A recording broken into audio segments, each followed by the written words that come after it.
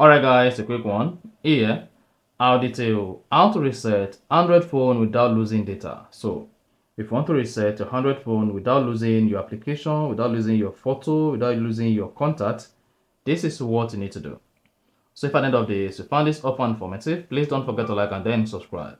Now, the first thing you want to do is go ahead and open the settings application. On your settings, scroll down, locate and click on general management. Now, scroll down general management and click on reset. Underneath it, you want to go down and select reset all settings. Now, under reset settings, this is not going to delete your security settings, your language, your account, personal data, or settings for app download. To reset your Android phone without deleting your data, go ahead and click on reset settings. Now type in your PIN and then click on continue. Once you hit that, you see reset all settings. Now go ahead and click on reset all settings. After this is going to reset your Android phone without deleting your data, and then you are good. If you found this offer informative, please don't forget to like and then subscribe.